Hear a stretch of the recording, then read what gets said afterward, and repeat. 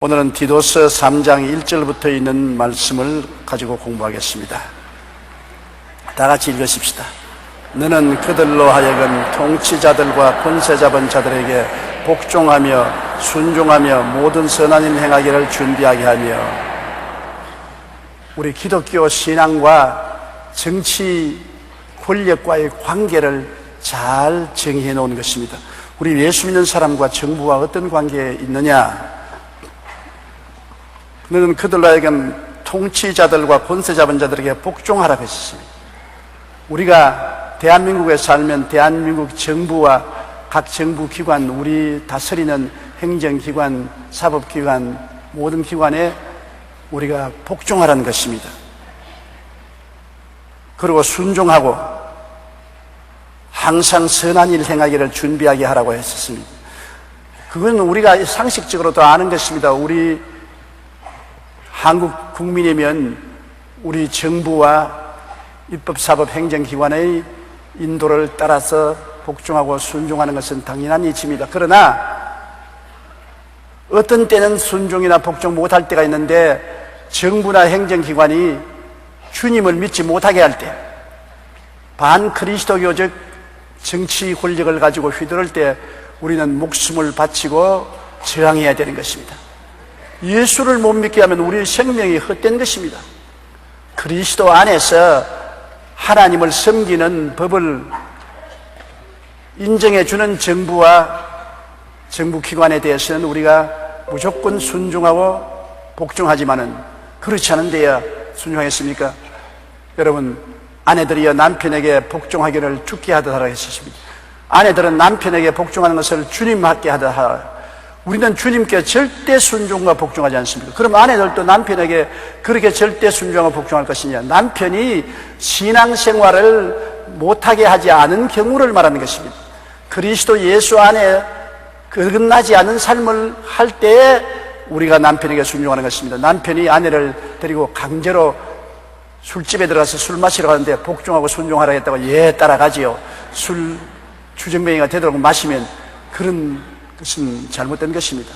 하나님 앞에서 정당한 요구를 할 때 절대 순종하고 복종하는 것입니다.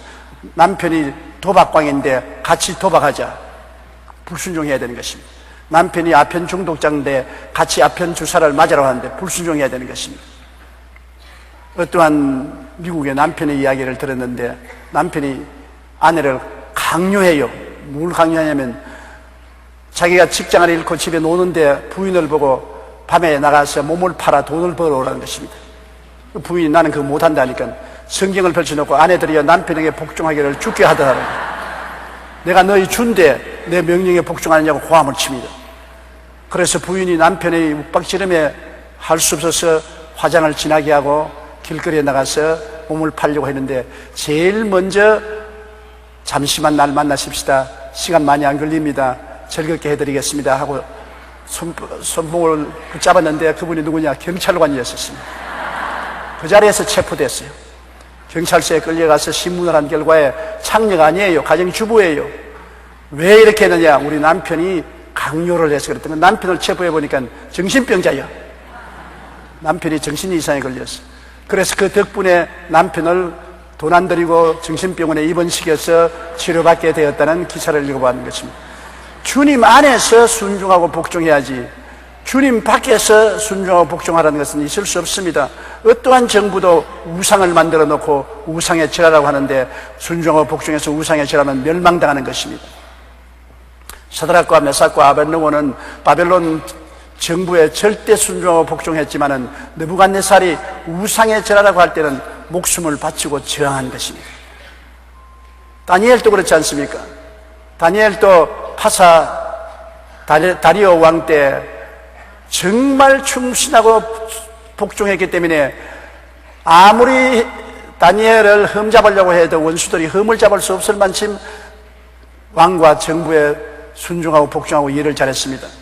그러나 나중에 다니엘을 신앙으로 잡으려고 해서 이 한 달 내에 다른 신이나 사람에게 기도하거나 예배드리는 사람은 잡아서 사자굴에 던지는 명령을 왕께 내리도록 만들어서 왕이 거기에 도장을 찍고 명령을 내리는데, 그 명령에 다니엘은 복종할 수 없었습니다. 하나님을 섬기지 말라는데, 하나님께 기도하지 못하게 하는데 순종할 수 있습니까? 그 명령을 총리 중에 한 사람인 다니엘이 알면서도 그는 불복종하고 집에 가서 하루 3번씩 하늘에게서 하나님께 무릎을 꿇어 기도하고 감사드렸습니다. 결국 잡혀서 사자굴 속에 던져 넣었으나 죽지 않고 살아나서 더 높은 국무총리가 된 사건이 기록되어 있는 것입니다. 하나님 안에서 남편에게도 순종하고 복종하고, 하나님 안에서 정부 권력에 순종하고 복종하라는 것입니다. 정부가 세금 내라면 세금 내야죠. 정부가 병력으로 군대 나오라면 나야죠. 또 정부가 교육의 의무를 가지고 반드시 교육을 받게끔 할 때 국민 재교육 원칙에 따라서 교육을 받아야 되고, 국민 동원령을 내렸을 때 순종해야 되는 것입니다.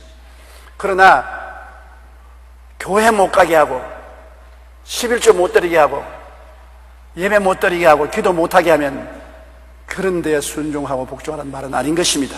그러므로 주님 안에서 통치자들과 권세 잡은 자들에게 복종하며 순종하며 모든 선한 일을 행하기를 준비하게 하라.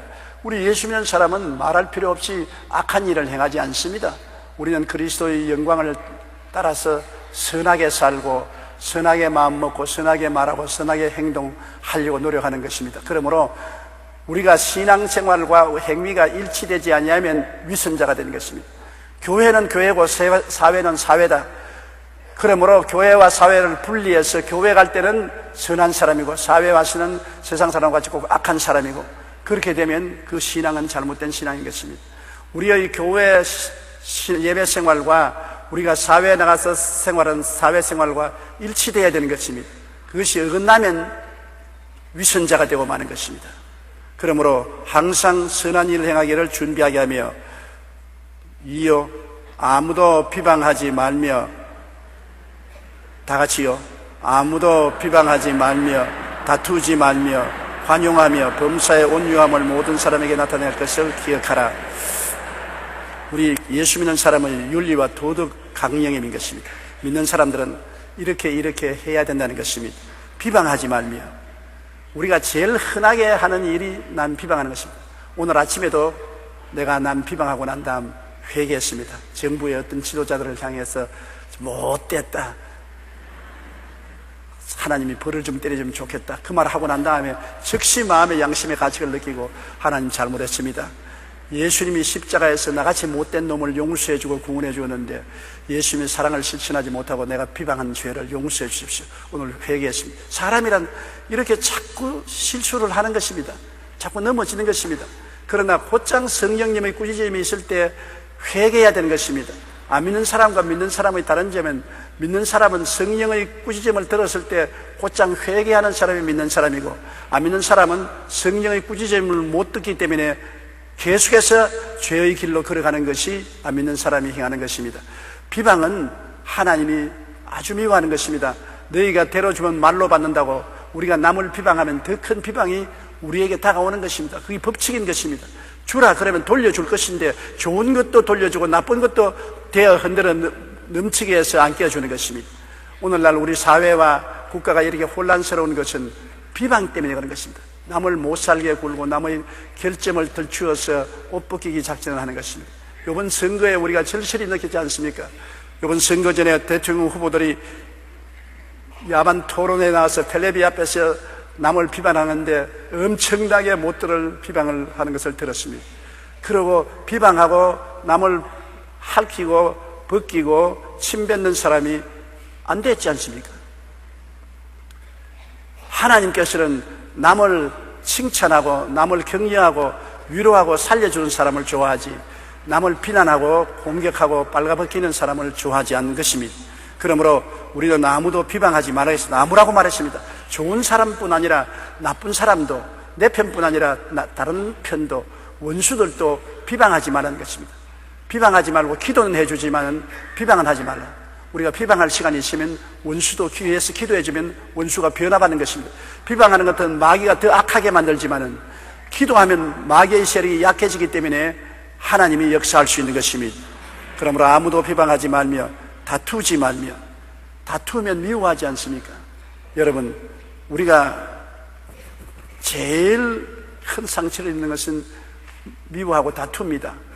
이웃의 고통을 주는 것보다도 미워하고 다투면 내게 제일 먼저 고통이 오는 것입니다. 내가 미워하고 다투면 마음이 긴장하게 되고 마음에 아드레날린이라는 나쁜 호르몬이 생겨서 저항력을 없애버리고 세포들을 죽이고 또 정신적으로는 남을 비방하게 되면은 마음에 불안하고 고통스럽게 되는 것입니다.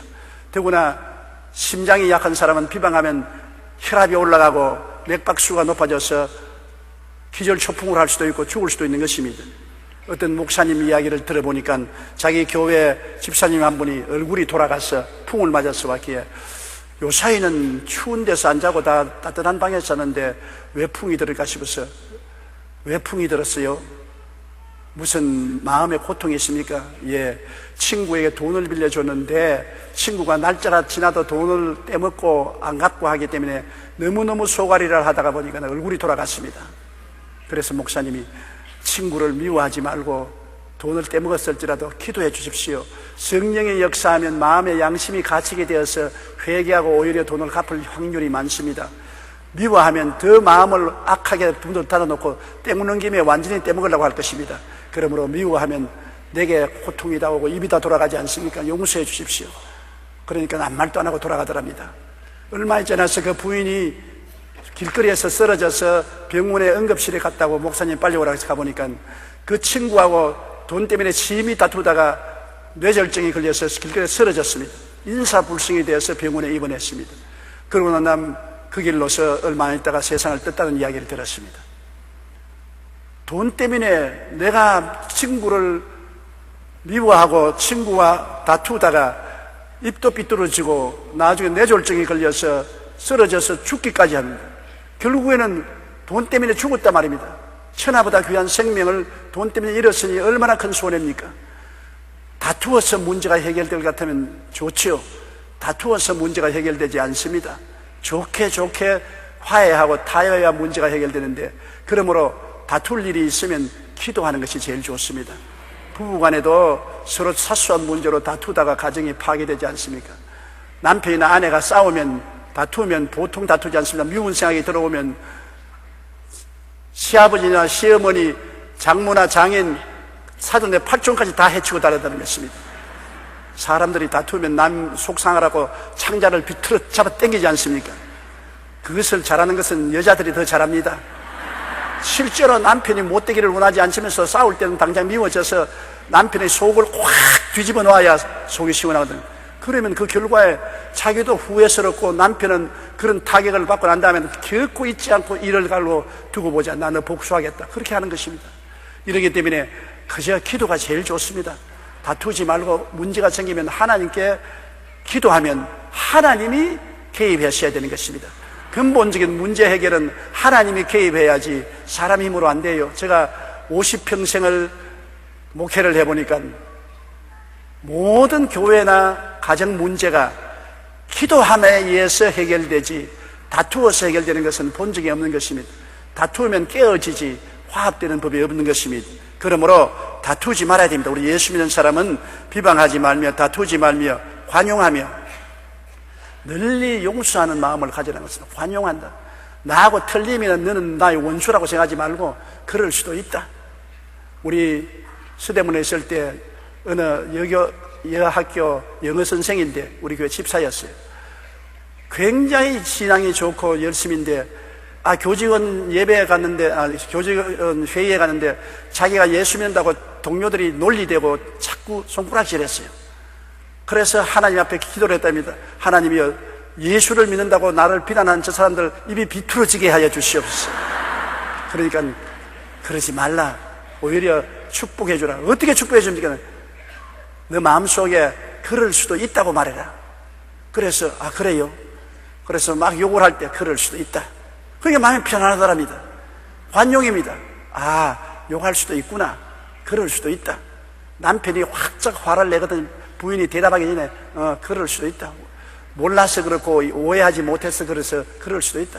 아내가 쫑쫑거리거든. 그럴 수 있다. 내가 이해해 줘야 되겠다.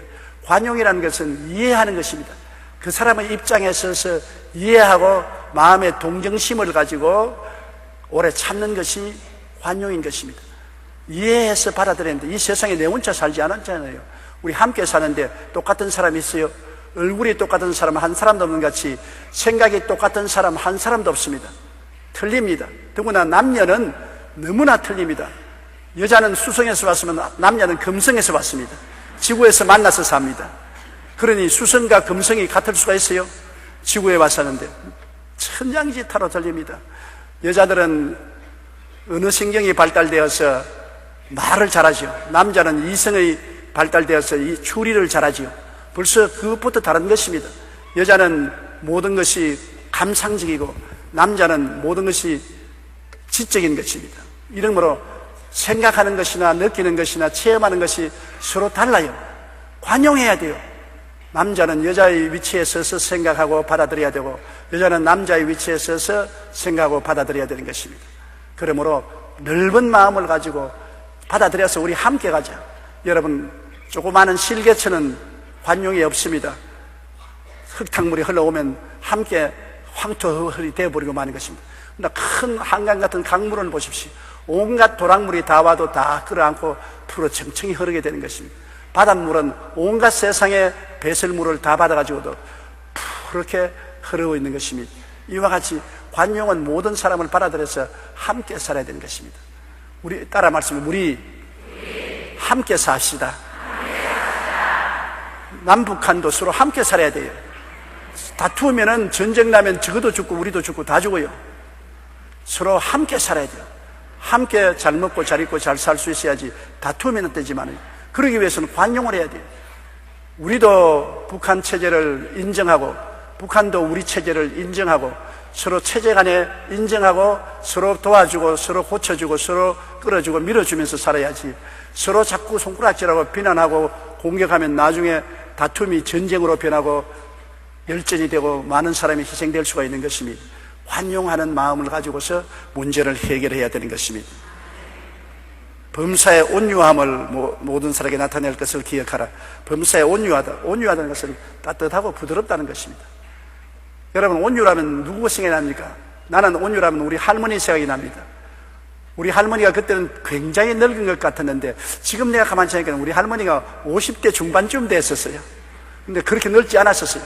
나는 막 완전히 이 세상 사람 아닌 줄 알았는데, 그러나 할머니가 무엇이 용서받아요. 무엇을 잘못해도 아이고 내 새끼 하고 그러안고 엉덩이 때리고 괜찮다 괜찮다 눈물을 닦아주기 때문에 나는 할머니하고 같이 자랐으므로 할머니 기억이 늘 나요. 따뜻하고 부드러운 할머니 품 얼마나 좋은지 모르겠어요. 우리 할머님 젖을 늘 만지고 빨고 나는 자라났었습니다. 우리 할머님 젖 만지고 저녁에 빨고서야 내가 잠이 드니까. 그러므로 우리 할머니 기억이 내 기억 속에 떠나지 않습니다. 우리 어머니는 날 낳고 날 길러주셨지만은 내가 기억을 잘 못할 때 그렇게 했죠. 내 후에 연년생으로 어머니가 애를 낳으니까 나는 내 차례가 안 가요. 어머니 곁에 가면 탁 밀어내버리고 동생부터 돌보시고 나는 저리 가라, 할머니에게로 가라. 그래서 나는 이 집에서 태어난 아들이 아닌가 보다. 왜 나만 자꾸, 그러니 내 밑에 동생 생기고 또 동생 생기고 또 동생 생기고. 우리 어머니 기억은 배가 불렀다 꺼졌다 하는 기억밖에 나지 않아요. 내가 지금 생각하면 우리 어머니만 지금 고생 많이 하신 분이 없어요. 애 한 사람 키우는데 손발이 다 달랐는데 9을 키웠으니 얼마나 고생을 하셨습니까? 지금 생각하면 너무나 안 되었어. 내가 효도를 좀 하려고 하니까 이미 어머니는 세상을 떠시고 나도 영감이 되어버리고 말았었습니다. 그러므로 관용은 할머니나 어머니 생각이 늘 나지요. 우리 세상에서 누구를 제일 좋아하는 것입니까? 따뜻하고 부드러운 사람을 제일 좋아하는 것입니다. 사람이 차고 싸나우면 근처에 붙을 수가 없는 것입니다. 따뜻하고 부드럽게 인생을 대하면 많은 사람들이 허물 없이 대할 수가 있고 평안을 가지고 함께 살아갈 수 있는 것입니다. 함께 살아가는 세상에 좋든 안 좋든 우리는 마음을 따뜻하게 품고 부드럽게 품어야 되는 것입니다. 온유한 동물들은 같이 살지 않아요. 개가 제일 온유하고 그 다음 고양이, 말, 소, 온유한 짐승들은 가축으로 집에 살잖아요. 그건 겁나지 않지 않았습니까? 그러나 싸나운 짐승, 호랑이나 사자나 늑대나 뱀이나 싸나운 짐승들은 우리가 피하지 않습니까? 온유하지 않기 때문에 그런 것입니다. 온유한 사람하고는 언제나 같이 있기를 원하고 함께 지나기를 원하는 것입니다. 이 세상에 사업에 성공하려면 인간관계가 제일 중요한 것입니다. 사람을 관계해야 성공하는 것인데, 사람을 관계할 때 따뜻하고 부드러운 마음으로 관계를 하면은 굉장히 인상에 깊이 박히고, 안 들어줄 말도 들어주고 안 들을 일도 성사가 되는 것입니다. 그러나 딱딱하고 싸늘하면은 사람들이 회피하고 같이 교제하려고 하지 않는 것입니다. 이러기 때문에 온유한 사람, 부드럽고 따뜻한 사람, 이러한 사람이 성공하는 이유는, 온유한 자가 땅을 차지할 것이라고 성경에 말한 것처럼 땅을 차지하는 것은 세상에서도 성공한다는 것입니다. 온유한 사람이 천국만 갈 뿐 아니라 이 땅에서도 온유한 사람이 성공하지, 싸나운 사람이 성공하지 않습니다. 범사의 모든 일에 온유함을 모든 사람에게 나타낼 것을 기억하라. 모든 사람, 좋은 사람뿐 아니라 나쁜 사람도, 친구뿐 아니라 원수에게도 부드럽고 따뜻한 마음을 가지는 것입니다. 우리 예수 믿는 사람의 윤리 강령이 바로, 따라 말씀하시죠. 우리 예수 믿는 사람 윤리 강령은, 첫째로 비방하지 말고, 둘째로 다투지 말고, 셋째로 관용하고, 넷째로 온유함을 가져라. 참 좋은 말씀이지요. 이대로 실천하면 성인 군자가 되겠는데 우리는 자꾸 넘어집니다. 자꾸 실패를 해요. 그러나 실패를 두려워하지 마십시오. 실패가 사람을 지혜롭게 하고 문제를 해결할 수 있게 되는 것은, 어느 큰 은행에 성공적인 경영을 한 은행장이 나이가 많아서 은퇴하게 되고 젊은 은행장이 들어와서 이제 짐을 정리하는 나이 많은 전임 은행장에게 들어가서 물었습니다. 어떻게 은행장님은 이렇게 성공적인 관리를 잘했었습니까? 그러니까 판단을 잘해야지요. 아, 그래요. 그럼 나가 또 돌아왔습니다. 아이고, 실례합니다. 다시 한번 물어보겠습니다. 판단을 잘하려면 어떻게 해야지요? 지혜가 있어야지요. 또 돌아왔습니다. 어떻게 하면 지혜를 얻지요? 경험을 많이 해야지. 또 나갔다가 또 돌아왔습니다. 어떻게 해서 경험을 많이 하지요? 실패를 많이 해봐야지. 결국에는 실패를 많이 해봐야 잘하고 잘하면 경험이 생기고, 경험이 생겨야 지혜를 얻고, 지혜를 얻어야 올바른 판단을 하는 것입니다. 그렇기 때문에 넘어지는 것을 두려워하면 아무것도 못하는 것입니다. 어린아이가 여러분 서서 걸을 때 있지 않습니까? 길 때 오냐, 그런마 오냐, 일어나라 하면, 어린아이가 하면 일어나면 얼마나 좋아하는 것입니까? 어린아이가 기다가 일어났을 때 얼마나 넘어지느냐? 1500번 넘어지는 것입니다. 한 번에 일어나는 어린애가 없어요. 1500번 넘어지고 난 다음에 그 다음에 일어나서 그러면서 자기도 좋다고 깎아 웃으면서 박수를 치면서 걷지 않아요. 기특하게 걷는 것은 1500번의 실패를 경험한 후에 걷는 것입니다. 우리 인생이 한두 번 실패했다고 낙심하면 안 되는 것입니다. 인간은 끊임없이 실패를 통해서 경험을 얻고, 경험을 통해서 지혜를 얻고, 지혜를 얻어서 올바른 판단을 하게 되고, 올바른 판단을 통해서 인생을 성공할 수가 있게 되는 것입니다.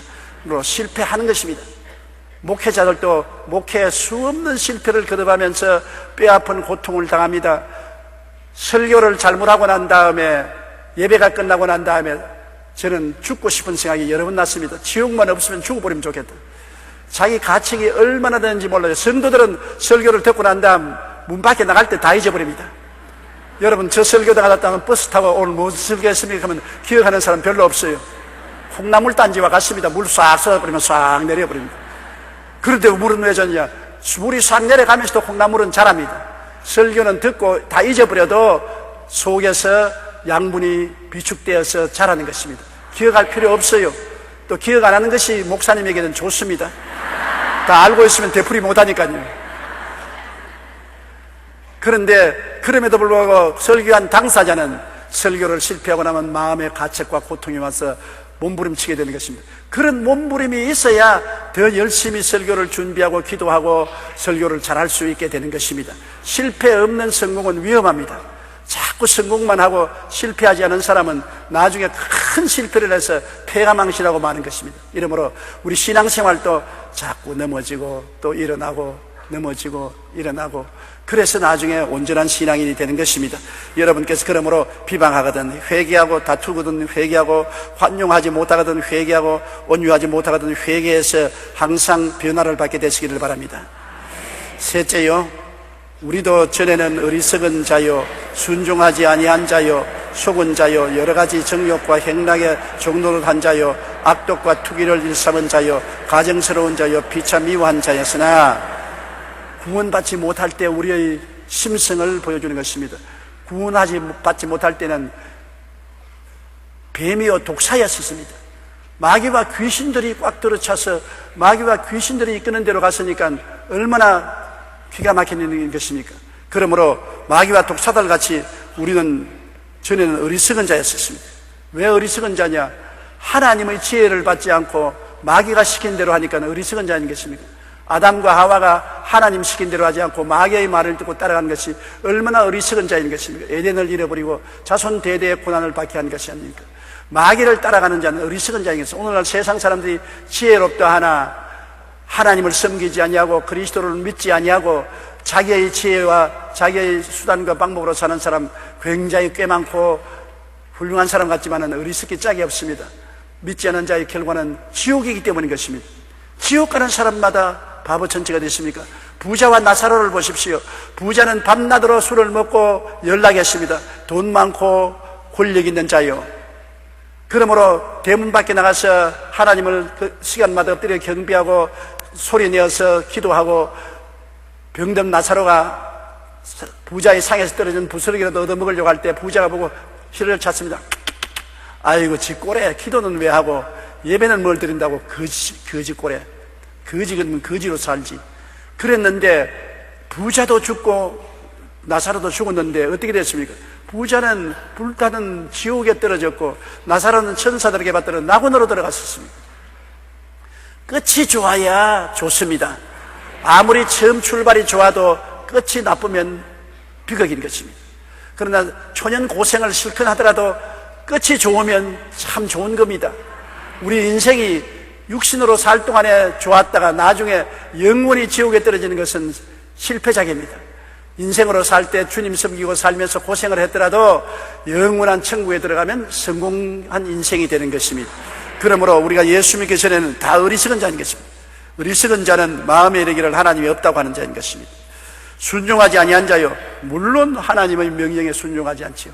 악한 자의 꾀를 쫓고 죄인의 길에 서서 살았지 하나님 법에 순종하지 않습니다. 하나님에게 가장 순종하는 것은 예수 믿는 그런 것입니다. 회개하라, 천국이 가까워왔다.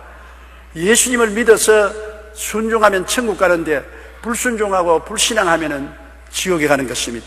그러면 예수 믿지 않을 때는 순종치 아니한 자요, 속은 자요, 일생을 속았지요. 마귀에게 속았지요. 지위를 제일로 하고 명예를 제일로 하고 쾌락을, 돈을, 세상의 행복을 제일로 알고 살았으니 속았지 않습니까? 그것은 순식간에 다 사라지는 것입니다. 세상의 부귀, 영광, 공명, 쾌락은 잠시 있는 것 같으나 다 꿈같이 사라지고 마는 것입니다. 어디에 있어요? 다 사라지고 없는 것입니다. 나는 요사이 늘 느끼기를 우리 아버지 어머님 94살에 천국에 가셨는데 이 세상에 저하고 94년을 살았는데 지금은 아버지 어머님이 안 계신 것 같아요. 물론 지금 땅에는 안 계시지만은 원래부터 안 계신 것 같아요. 내 추억 속에만 있지 현재 불러도 대답 없고 찾아갈래도 찾아갈 수도 없고 무덤에 가서 아무리 불러봐도 무슨 대답을 합니까? 내 인생이 무엇이냐 잠시 있다 사라지는 안개니라. 모든 인생은 풀과 꽃과 영화는 풀의 꽃과 같다. 풀은 시들고 꽃은 떨어진다. 인생은 풀같이 시들어지고 영화는 꽃과 같이 떨어지고 마는 것입니다.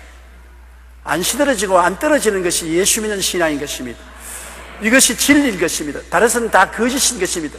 인생의 일생은 거짓인 것입니다. 인생의 일생 부운기, 인생의 일사 부운멸이라고. 사람이 태어나면 구름 한 점 뜬 것 같고 사람이 죽는 것 구름 한 점 사라진 것 같아서 거짓된 것입니다. 그러므로 어리석은 자요, 순종하지 않은 자요, 속은 자인 것입니다. 그리고 여러 가지 정욕과 행락의 종로를 한 자요, 정욕, 육신의 정욕, 안목의 정욕, 이 세상 자랑, 부귀, 영화, 공명, 음란, 방탕, 이런 것에 우리가 종로로 되지 않습니까? 옛날 안 믿을 때는 우리를 차지할 수 있는 브레이크가 없습니다. 하나님을 믿지 아니하면 사람들 눈만 피할 수 있으면 아무거나도 다 합니다. 하나님이 보시고 계시기 때문에 우리가 브레이크를 걸리지, 하나님 보시지 않고 영원한 천국이 없으면 사람들이 에라 죽으면 다 헛것이니 살아있을 때는 먹고 마시고 즐기자, 그래서 묻지 마라 관광도 가고 묻지 마라 여행도 가고 뭐 정신 빠진 소리를 짓을 하는 것입니다. 행락의 종이 되는 것입니다. 술 취하고 도박하고 음란하고 방탕하고 세상을 만끽하고 살자고 하는 것입니다. 그것이 바로 정욕의 노예, 행락의 노예가 된 것입니다. 우리 예수 믿는 사람은 사망에서 생명으로 옮겼고 흑암에서 광명으로 옮겼고 마귀에서 하나님 아들로 옮겼기 때문에 진리를 알고 하나님의 법이 있으므로 법이 우리를 제어해 주는 것입니다. 아무리 자동차가 잘 만들어져도 브레이크가 없으면 그 자동차는 곧장 충돌하고 파괴될 것이고 굴러 떨어질 것입니다. 브레이크가 있어야 되는 것입니다. 엔진이 강하면 강할수록 브레이크도 강해야 되는 것입니다. 우리 인생에 하나님을 아는 지식이 우리 인생의 브레이크가 되는 것입니다. 아스라, 하나님이 보신다. 아유, 주의해야지. 하나님께서 뭐라고 꾸짖으실지 모른다. 하나님이 계심으로 우리가 잘 훈련되어서 할 수 있는 것입니다. 집에도 어머니 혼자 애들 키우기가 왜 힘듭니까? 아버지가 없기 때문에 애들을 꾸짖어도 안 듣습니다. 저도 자랄 때 우리 어머니가 꾸짖으면 막 웃었습니다. 어머니가 때리러 오면 막 용용 죽겠지 하고 달아나고 그랬었습니다. 아버지가 꾸짖으면 별 수 없이 무릎을 꿇고 눈물을 뚝뚝 흘리고 때리면 맞았지요. 어머니는 아무리 고함을 쳐도 겁이 안 나요. 내가 어머님께서 우리 9 애들을 키우면서 수없이 심장이 터져 죽겠다고 그렇게 말씀한 걸 들었는데, 심장이 왜 터지노? 터질 이유가 어디 있냐? 내가 보따리 들고 달아나겠다. 달아나면 어딜 가나? 겁이 안 나요. 그러나 아버님이 오신다, 아버님이 이렇게 말했다면 겁이 나더라고요. 집에 아버지가 있어야 자식을 키우는데 법과 질서가 서는데 아버지 없이 자식 키우기가 그렇게 힘이 드는 것입니다. 이러므로 하나님이 계신다는 것과 하나님이 안 계신다는 것하고 천양지차가 들립니다. 하늘에는 병을, 땅에는 꽃, 사람의 마음에는 하나님이신 것입니다. 그래야 우리가 윤리와 도덕을 지키고 살아갈 수 있는 것입니다. 그리고 투기, 남 잘 때면 헐뜯고 비난하고 공격하는 투기와 일사문자여 가정스럽다. 하나님 보기에 가정스럽다. 왜? 위선자니까. 위선자는 가정스럽지 않습니까? 겉으로 아주 잘난 체하고 하지만 속으로는 완전히 썩어 빠진 사람 보고 가정스러운 사람이라고 하지 않습니까? 하나님 보시기에 이 세상에 아무리 아름다운 도덕을 가진 사람이라도 하나님 보면 빛난 악을 악으로 보시는 것입니다. 가정스럽습니다. 하나님 앞에 다 벌거벗은 것처럼 나타나는데 어떻게 자기 잘난 짓 할 수 있는 것입니까? 옛날 동화에 벌거벗은 임금이 있지 않습니까? 임금에게 옷을 만들어준다고 하니까 임금님이 어떤 옷을 만들어주겠노? 내가 만드는 옷은 너무 좋은 옷이기 때문에 죄인은 눈에 안 보여도 의인들은 다 그 옷이 눈에 보입니다. 그러면서 옷장사가 와서 안 보이는데 옷을 막 채해가지고서 옷을 입혀서 임금님, 이 옷은 천하의 일품 같은데 아따 아름답다. 죄인은 눈에 안 보여도 의인은 눈에 다 보입니다. 그 신하들 앞에서 임금님, 이 옷을 갈아입으십시오. 빨갛고 옷을 갈아입혔는데 신하들 보고 임금님 옷이 어떻습니까? 다 와, 다 좋다 그러거든. 좋다고 하면 죄인으로 드러나는 것이니까 와, 다 좋다. 모든 사람이 좋다 하니까 임금은 보니까 분명히 본전까지 다 드러난 빨간벗은 옷인데 다 좋다 하니까 자기도 옷이 나쁘다 하면 죄인이 되기 때문에 자기도 좋다. 그래가 옷 자랑한다고 온 군중들을 세워놓고 길을 걸어가는데 군중들에게 신하가 말하기를 이 옷은 의인들의 눈에만 보이지 죄인들은 눈에 안 보인다. 그렇게 알아라. 모든 사람들이 빨가벗고 지나가는 임금님을 보고 박수를 치고 그 옷 좋다고 하는데 어린아이 하나가 야, 임금님 빨가벗었다. 임금님 빨가벗었다. 그러자 들통이 났어요. 거짓말인 것입니다. 임금님이 혼비백산하고 도망을 쳤다는 이야기가 있는 것입니다. 여러분, 사람들은 모두 다 자기가 좋은 옷을 입은 줄 알지만 실제 하나님 보시기에는 뻘거벗은 것입니다. 아담이 죄를 짓고 나무 뒤에 숨었으나 하나님은 어디 계신지 다 알고 계신 것입니다. 아담아, 내가 어디 있느냐 몰라서 물은 건 아닙니다. 회개하고 나오라고 주님이 찾으시는 것이었습니다. 모르는 것이 아닙니다. 하나님은 우리를 다 아시기 때문에 믿기 전에 인생은 죄투성인 것입니다. 우리 믿는 사람이 왜 좋습니까? 죄를 짓고 불의하고 추하고 버림을 받아야 마땅한 숯구멍 같은 인생이지만은 십자가 보혈로 말미암아 회개하고 부러질 때 하나님이 죄를 한 번도 안 지은 처럼 맑게 만들어주는 것입니다. 의로운 옷을 입혀주시고 하나님 앞에 부끄럼 없이 설 수 있게 만들어주는 것입니다. 마음이 죄에서 용서함 받으면 그렇게 깨끗하고 가벼울 수가 없어요. 산뜻하고 가볍고 쾌활한 것입니다. 하나님 앞에 당당하게 설 수 있는 자격을 주시는 것입니다. 하나님 앞에 가정스럽지 않습니다. 영광스럽습니다. 하나님께서 죄를 알지도 못하신 자로 우리를 대신하여 죄로 삼으신 것은 우리로 하여금 저희 안에서 하나님의 의가 되리라 하심이라. 고린도후서 5장 21절. 보통 의로운 것이 아니라 하나님처럼 의롭게 되었다는 것입니다. 따라 말씀드립니다. 예수님 안에서 나는 용서받아 하나님처럼 의롭게 되었다. 아주 경망스러운 말처럼 생각됩니다만 참말입니다. 우리가 예수님 보혈로 의롭게 되는 것은 하나님처럼 의롭게 되는 것입니다. 그러므로 세상 사람의 의로서는 견줄 수가 없는 것입니다. 세상적인 윤리와 도덕적인 의로서 하나님의 의를 대신하려고 하면 어림도 없는 능마와 같고 걸레 쪽지와 같은 것입니다. 하나님의 의는 예수님의 십자가 보혈로만 얻을 수가 있는 것입니다. 그렇기 때문에 우리가 밤낮으로 십자가를 바라보고 예수님을 찬미하고 보혈을 감사하는 것은 그 보혈 때문에 나 같은 죄인이 살아나는 것입니다.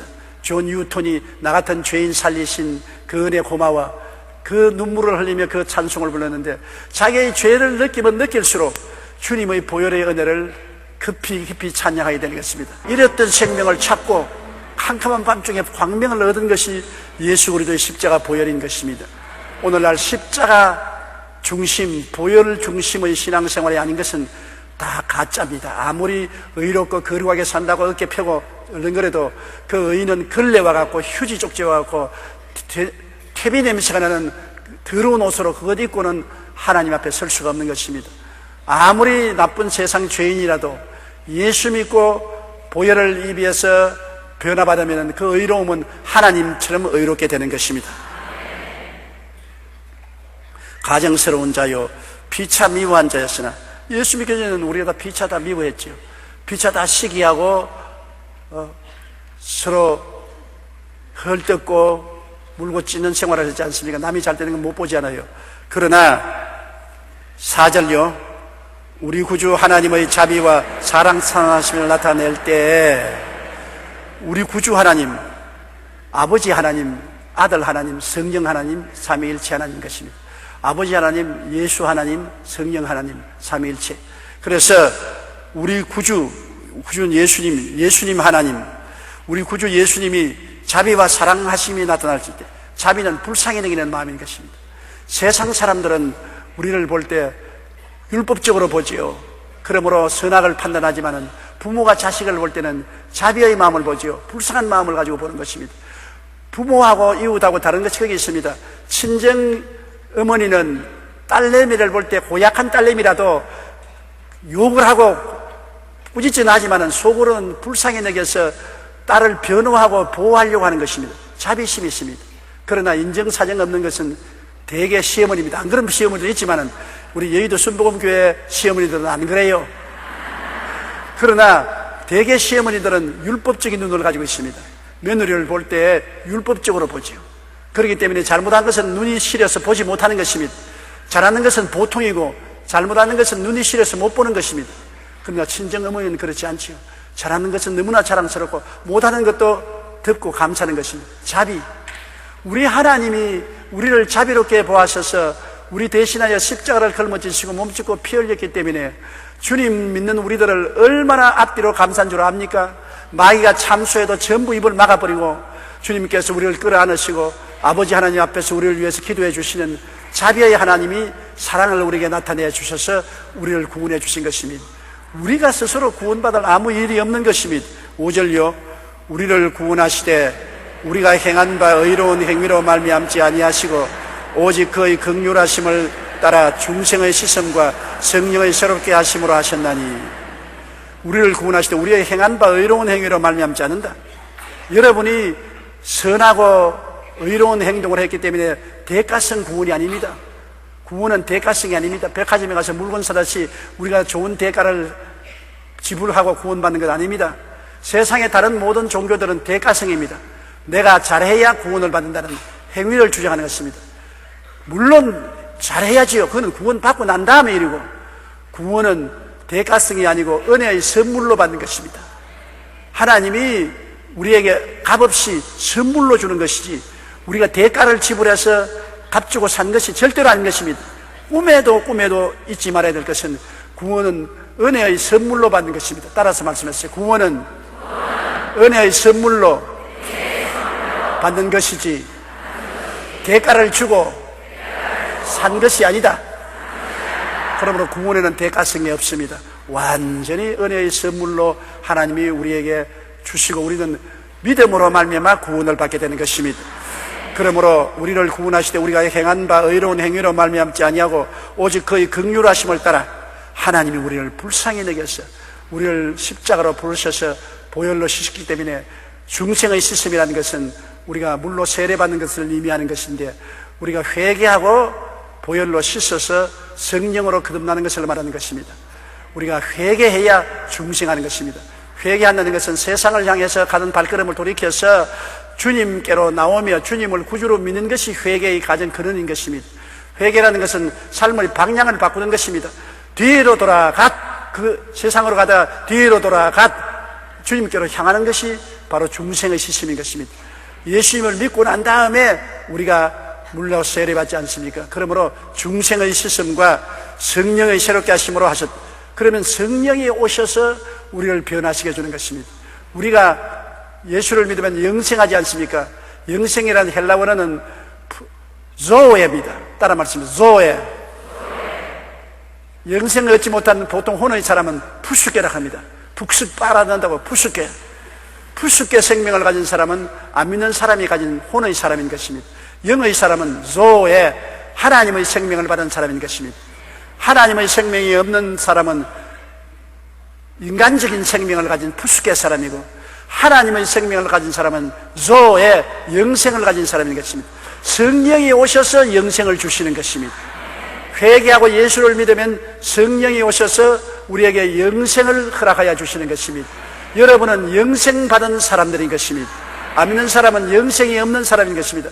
물과 기름처럼 차이가 있어요. 지금은 육신의 옷을 입고 있으니까 속 사람이 안 보이지만은 나중에 캡슐을 탁 열어 제끼면 속 사람이 튀어나오는데, 한 사람은 하나님의 생명을 받아서 그리스도의 모습을 닮은 사람으로 튀어나오고, 한 사람은 완전히 부패하고 썩은 사람으로 태어나게 되는 것입니다. 그러니 알곡이는 천국의 죽정이는 불에 던질 수밖에 없는 것입니다. 고치가 아름다운 나비가 돼서 날아갈 듯이 우리가 장차 어떠한 사람이 될 것을 지금은 육체 속에 있으니까 몰라요. 나비가 고치로 있을 때는 지가 어떻게 될지 모르잖아요. 꿈틀꿈틀 애벌레가 되어서 배추밭에 배추이나 먹고 그러다니 할 땐 자기가 장차 공중에 날아다니는 나비가 될 줄 누가 알겠어요. 우리는 세상의 육신을 가지고 있을 때는 세상 진흙 속에 뒹구니까 어떤 사람인지 모르지만은 우리 속에 천국 나비가 자라고 있는 것입니다. 여러분은 천국 나비처럼 천국 사람으로 자라고 있어요. 나중에 이 캡슐인 육체가 탁 벗어지면 날라 올라갑니다. 그때는 기가 막히게 좋지요. 지금은 죽는 것이 겁이 나지요. 그렇지요? 겁나지요? 왜 대답 안 해요? 나도 겁난다고. 왜냐하면 밑에서 그물을 쳐놓고 떨어져도 괜찮다고 해도 뛰어내리라면 겁이 나요. 죽을 만큼 겁은 안 나지만 조금 겁은 나거든. 모든 죽는 사람들은 다 겁이 나요. 그렇기 때문에 죽을 줄 뻔히 하면서도 자꾸 주워놔라 그러고 산소호흡기 가져오라 그러고 그러는 것입니다. 그러나 사실은 탁 죽고 깨어나면 아이고 세상에 개똥밭에서 살았구나, 이렇게 좋은 데 온 것을 몰랐구나, 그렇게 생각할 것입니다. 나는 오늘 아침에도 우리 아버지 어머님을 생각했습니다. 아버지 어머님 세상 육체를 떠날 때 싫었지만은 탁 떠났을 때는 야야 얘들아 이것이 이렇게 좋은 줄 몰랐다. 너희는 겁나지만은 우리가 먼저 와보니 이렇게 좋단다. 겁낼 것 없다. 그렇게 말씀을 하시는데 우리는 못 들으니까 모르지요. 정말로 여러분, 우리는 좋은 데 가니까 두려울 것 없는 것입니다. 6절요. 우리 구주 예수 그리스도로 말미암아 우리에게 그 성령을 풍성히 부어주사 오순절 날에 성령이 임한 이후로 성령은 우리를 버리지 아니하고 우리를 떠나지 않고 우리와 함께 거하시는 것입니다. 옛날에는 성령이 특별히 선지자나 왕이나 제사장에게만 임했지 보통 사람이 안 임했어요. 그런데 오순절날 이후로 모든 육체에게 성령이 임하셨은 것입니다. 성령이 예수 믿게 되면 우리 마음속에 들어오는 것입니다. 안 믿는 사람은 악령이 들어있다가 예수 믿으면 보혈로 악령이 쫓겨나가고 청소되고 성령이 우리 속에 점령해서 들어와 계시고, 성령이 그때부터는 우리 속에 있는데 우리가 기도를 더 열심히 하고 더 헌신하면 충만하게 되죠. 성령 세례 받죠. 성령 세례를 안 받아도 성령은 와서 계신 것입니다. 성령으로 말미암자고는 예수를 주라고 할 수 없습니다. 성령이 여러분 계신 사람은 예수를 주라고 하나님을 아버지라고 부릅니다. 예수님을 주라고 부르시면 아멘 하십시다. 하나님을 아버지라고 부르시면 아멘 하십시다. 하나님 보셨나요? 예수님과 악수 한번 해봤나요? 그럴 때 못했는데도 우리가 예수님을 주로 믿고 아버지를 하나님으로 믿는 것은 성령이 오셨기 때문에 그것을 믿은 것입니다. 우리의 신앙이란 계시적인 신앙입니다.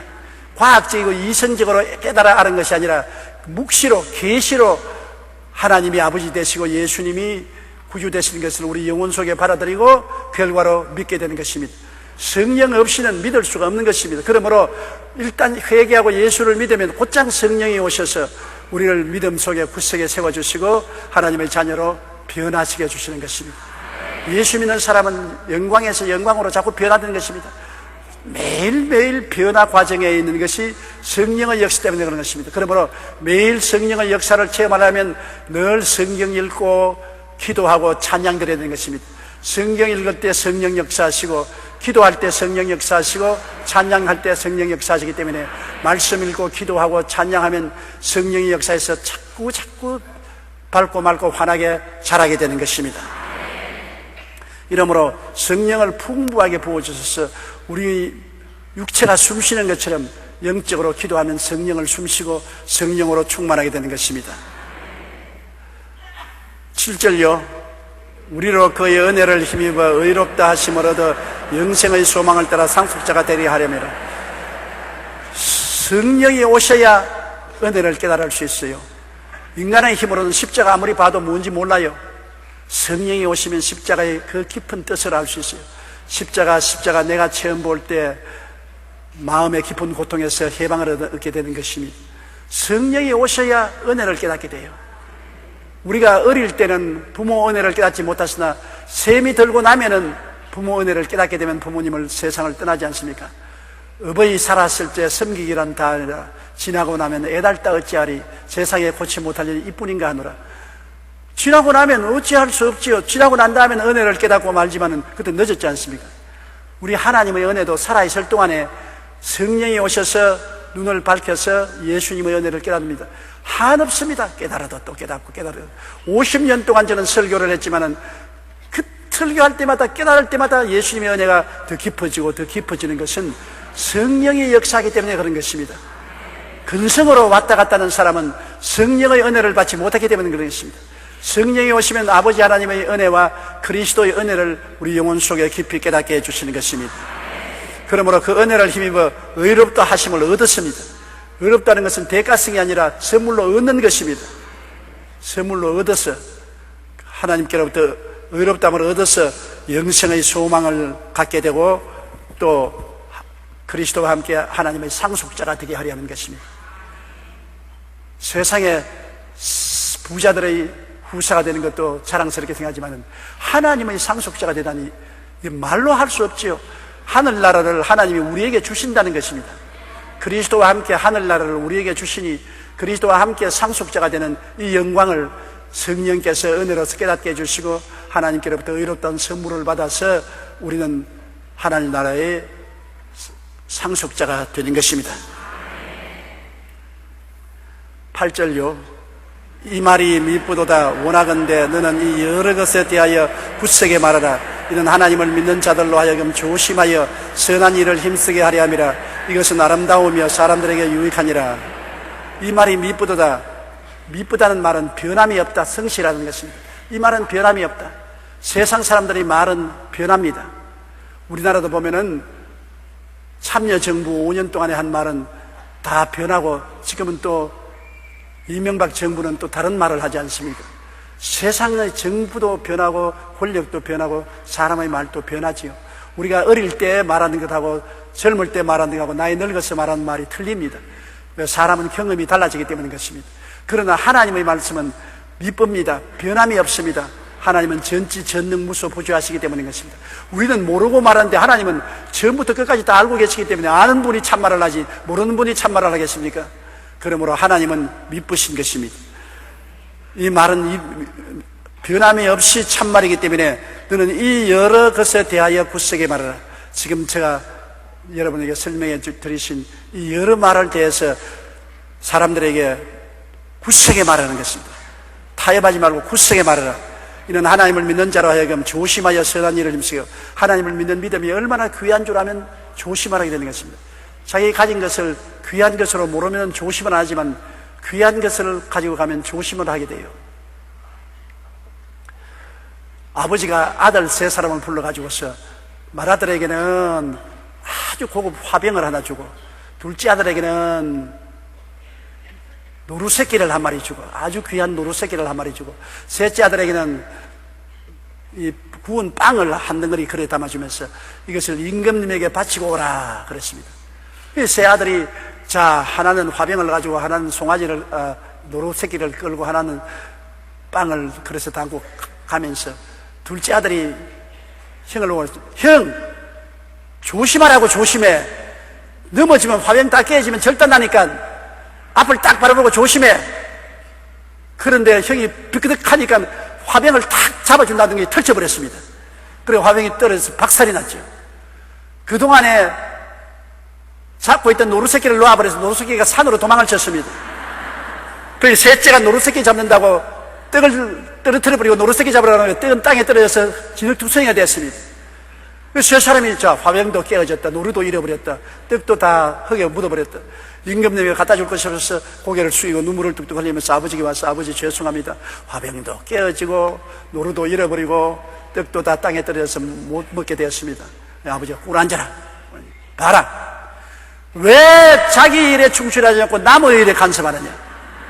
너는 화병만 들고 가면 됐지. 동생이 어떻게 하는지 관계없고, 동생 너는 노루새끼만 보고 끌고 가야지. 또 떡까지 너는 떡만 바라보고 가야지. 왜 남의 일에 간섭하고 남의 일에 손대다가 너희 일도 망치지 않느냐? 이제 앞으로 이것을 교훈 삼아서 절대로 남의 일에 간섭하지 말고 너희 일이나 잘해라. 그 말 맞아요. 오늘 우리가 자꾸 남의 일에 간섭하는데 자기 일을 못하는 사람일수록 남의 일에 간섭이 많습니다. 성공한 사람 너무 간섭 안 해요. 실패한 사람이 남에게 간섭 많이 합니다. 가만히 인생을 살아보십시오. 정말 공부를 많이 하고 지식이 많은 사람은 자기 잘난 체 안 합니다. 쬐가만치 많은 사람이 자기 잘한다고 내가 옛날에 병원에서 일할 때 제가 그 병원 의사 선생님에게 영어 개인 교사를 했는데, 그때 미군 부산 하야리아 부대에서 통역으로 있던 사람이 뉴스 위키를 손에 탁 쥐고서 와서 자기는 영어를 잘한다고 의시되는데 병원에 와서 이야기를 하는데,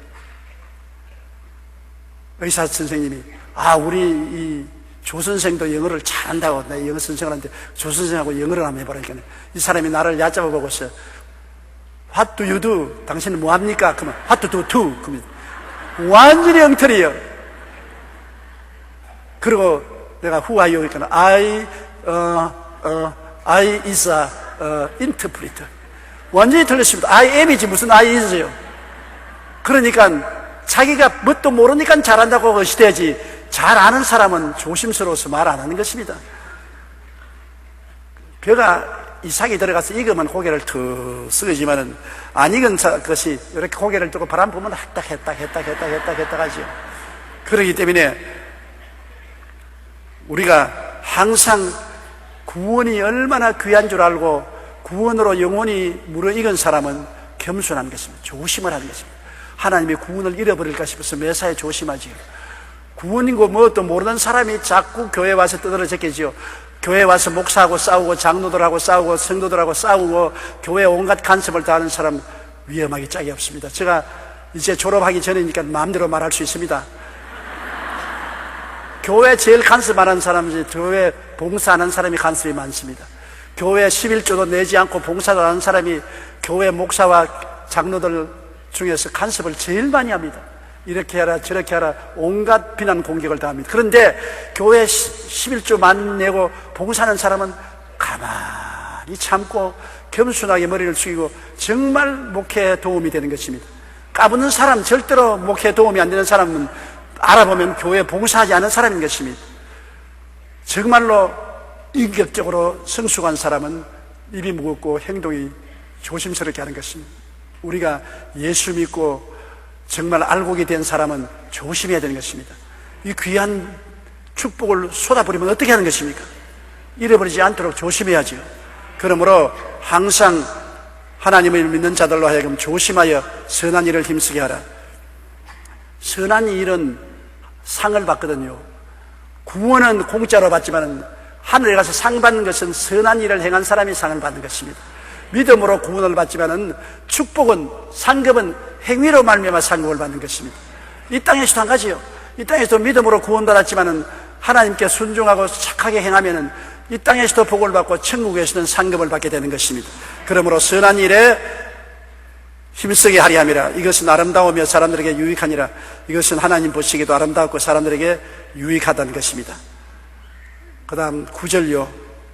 그러나 어리석은 변론과 족보 이야기와 분쟁과 율법에 대한 다툼은 피하라. 이것은 무익한 것이 헛된 것이다. 예수 그리스도를 믿고 구원받은 사람은 열심히 기도하고 말씀 인고할 것이 변론하면 안 되는 것입니다. 남을 자꾸 비난하고 공격하고 변명하고 다투고 이것이 무슨 소용이 있습니까? 내가 남 말을 들어보고서 저 사람이 안 됐다 싶으면 그냥 안 들으면 되지. 그하고 변론을 하고 싸우면은 아무것도 안 되는 것입니다. 들을 만한 사람 말을 듣고 못 들을 사람 말은 안 들으면 좋지요. 그러면 변론할 필요가 없어요. 변론하면 결국에는 입이 나빠지고 서로 헐뜯게 되는 것입니다. 변론하지 말고 족보 이야기하지 말고 우리 아버지가 장로고 우리 어머니가 권사고 우리 누님도 집사고 나는 이런 집안에서 태어났다. 그 집안이 자기 살려주나요? 우리 아버지가 장관이었고 우리 어머니는 부인회장이었고 나는 거지다. 그 아버지 장관하고 어머니 부인회장이 자기하고 무슨 상관이 있어요? 족보 이야기를 위하여 조상 잘났다고 자랑한 사람은 어리석은 사람이겠습니다. 우리 조상은 다 양반이었다. 조상 양반인데 왜 지인은 양반은 못 되노? 족보 이야기가 더구나 신앙생활에는 과거에 조상들이 잘 믿었다는 것은 소용없는 것입니다. 지금 자기가 잘 믿어야지. 조상 잘 믿었기 때문에 자기 구원받는 거 아니니까 족보 이야기로 논쟁하지 말아야 되는 것입니다. 성경에 유대민족은 다 나는 아브라함과 이삭과 야고보의 후손이라고 말합니다. 세례 요한이 내 조상이 아브라함이라고 자랑하지 말라. 이 돌들도 하나님이 아브라함의 자손으로 만들 수가 있다. 이 독사의 자식들아, 이리 꾸짖은 것입니다. 조상 덕분에 구원받을 줄 생각하면 안 되는 것입니다. 자기가 잘 믿어야지요. 그리고 율법에 대한 다툼, 여러분 10계명만 계명이 아니라 유대인들은 10계명에서 분파된 600여 개의 법률이 있을 것입니다. 그러므로 10계명에 나타난 600여 개의 법률을 다 가지고서 네가 잘났다 못났다 다투기 시작하면 끝이 없는 것입니다. 우리는 예수 믿고 성령의 인도하심을 따라 선하고 착하게 살면 되었지 600여 개의 율법을 다 가지고 다투기 시작하면 끝이 없는 것입니다. 이런 다툼을 피하라. 이것은 무익한 것이 헛된 것이라고 말하는 것입니다. 무익하고 헛된 짓을 우리가 하지 말아야 되는 것입니다.